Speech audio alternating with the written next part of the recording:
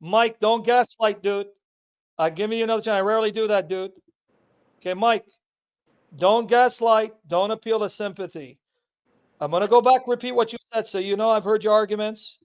Well, he's the son of God, so he's distinguished from God. But he's also the son of man, so he's not man, Mike? No, he's definitely a man. Don't use that argument again. Just because he's son of God doesn't mean he's not God. It means he's not the Father, but he's one with him in nature. So don't use that argument. Come up with something better.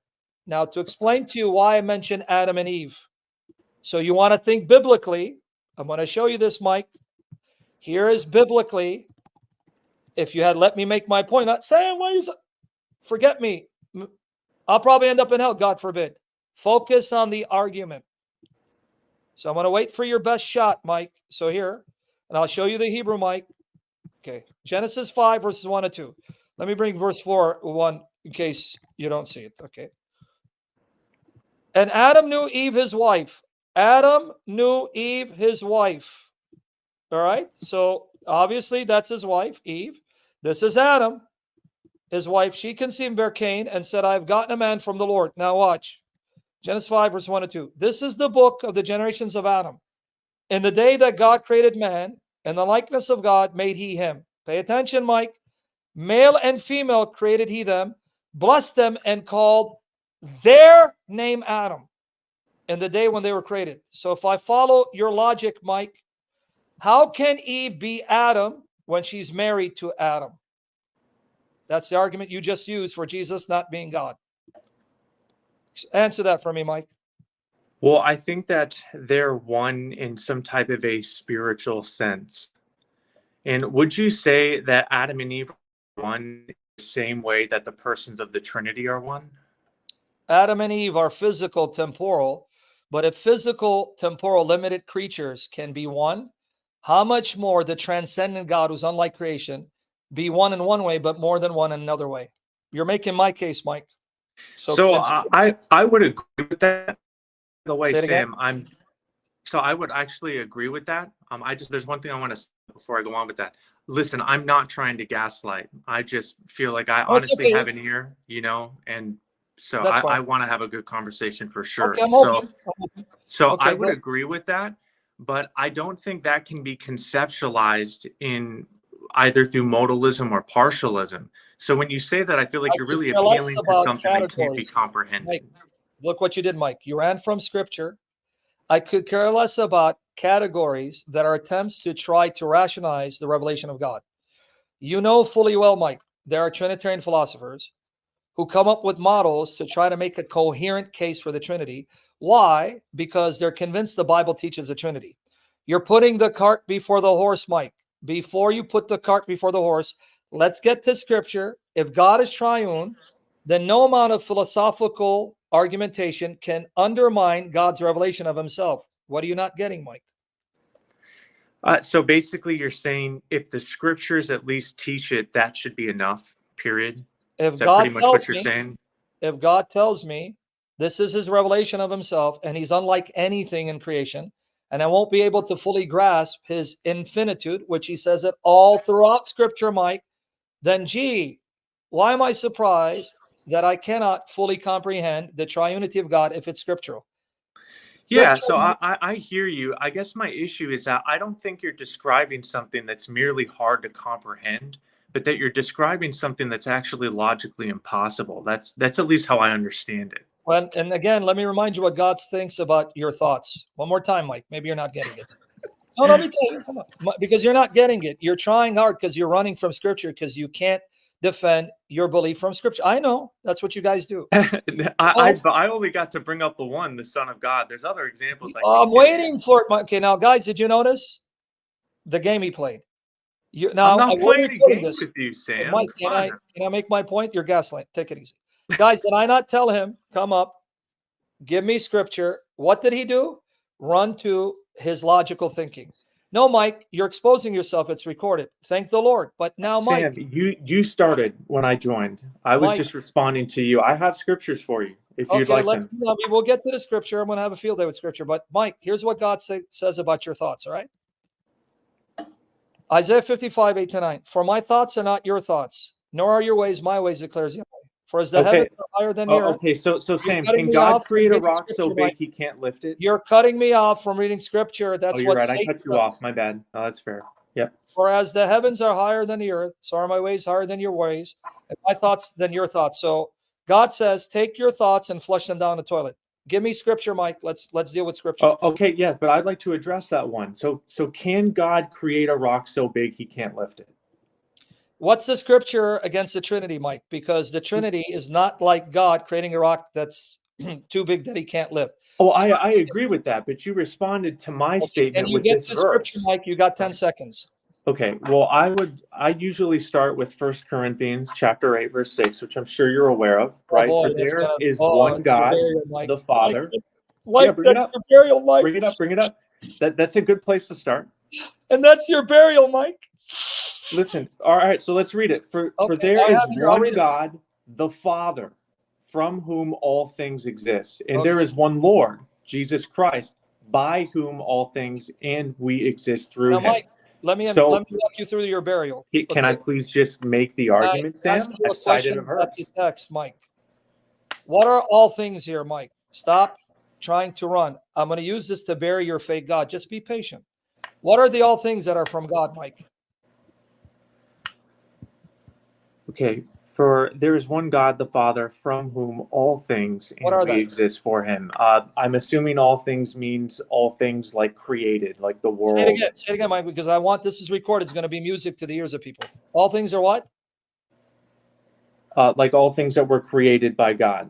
Okay, so you agree the Father must be there prior to all things, right? Coming into being, right? Yes. You just buried yourself, Mike, but you don't see it because it says the all things that came from the Father came through the Son. That means the Son must have been there before all things. Wait, no. Category error from the Father. No, it's the same context, Mike. Let me finish, Sam. So it says from the Father, but through the Son. And that wasn't my argument, That's a substantive difference. Of course it is. Repeat my argument, Mike. Okay, so listen. The Father, is the one from whom all things come. Mike. Did you say repeat my argument? What did I just say? You were cutting me off. I couldn't hear you. What was my argument? You're saying that since things come from the Father and the Father pre-existed all these things, therefore the Son also pre-exists with the Father, is what you're saying. No, I'm saying I'm pointing out that it says it came through the Son. This guy, should he leave now? Because I'm going to show you the preposition. What's the Greek preposition, Mike? Let's see how much you know your Greek prepositions. What's the Greek preposition, Mike? I don't know, Sam. Yeah, so can you stop pontificating on the preposition through? Because that same preposition is used of God the Father, his role in creation. Listen to my argument, Mike. That's why you're a Unitarian heretic, because you don't know Scripture. Just like you admitted, Mike, that the Father must have been there prior to all things coming to being. Well, if all things came from the Father through Jesus, I'm agreeing with you with the preposition. That means Jesus must have been there before all things because he is the agent that the Father used to bring all things into existence. Okay, that's a good clarification. So I agree with that, but I wouldn't say that was pre the Father, Sam. So that would be in line with Colossians 1. Sam, wait, you believe the Son was there? All you have to do is listen to me. Just hear me out. Do you believe the Son was there before all creation? So according to Colossians chapter 1, Yeshua is the firstborn over all creation. No, firstborn doesn't mean what you think. I'll get there. I will bury you. So that's a key clarification. Can you answer my question, Mike? I'll get to prototokos. I know what it means. It's a genitive of subordination. Take it easy. So do you agree that the Son was there before all things? Actually there as a person? Yeah. So then you do believe he's there before. Excellent. Okay. But now we have a problem, Mike, because I'm going to get it to prototokos. So you're an Arian. You're not a Unitarian. Why didn't you say you're an Arian? Because I don't agree with Arius on everything, Sam. Okay, it doesn't matter. Arius doesn't agree with you on everything also. But anyway, so then the Son is there, but all things means all creation. Nothing's excluded. Why then do you now redefine all things to not mean all things when it involves the Son. If all things here, tapanta, mean all creation, then how does it change meaning in the same sentence? All things came from the Father through the Son. That means both of them are before all things, and all things means all creation. So the answer is that in this sense of 1 Corinthians 8:6, these actions are taking place at the same time, Sam. So all things is being created through the Son. That's what it says. And the that's Son why was there he is the before all Word things. of God, like the Logos, right? So the Son was there before all things, right? Yes, but you're saying that all things would include Yeshua, and so No, I didn't therefore say it's Yeshua. contradicting itself. And I'm saying I no, didn't they're say happening at the same time. No, Mike, please hear your argument and hear my response. You don't even hear your argument. You admitted all things means all creation. I'm going by you. Therefore, when the same words tapanta used here is used here, tapanta, same Greek, same line.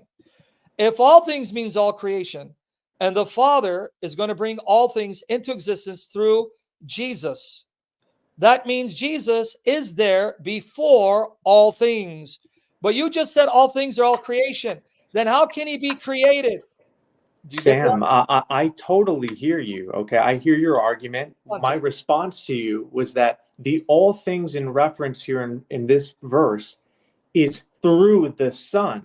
Okay, so that's not all things including the Son. Yes, It's all things through the through the Son is Son. all That's things. number.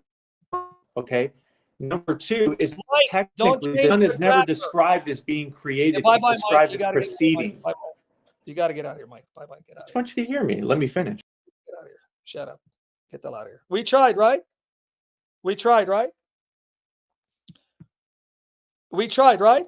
Because right here, all things came through the Son.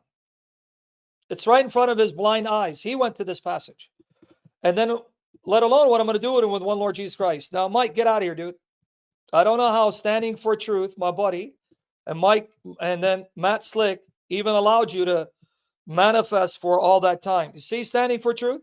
This is why you need me to do one of your open mics, because this is what I'll do to these clowns. Right? Now get him out of here. Okay? Tried, Mike.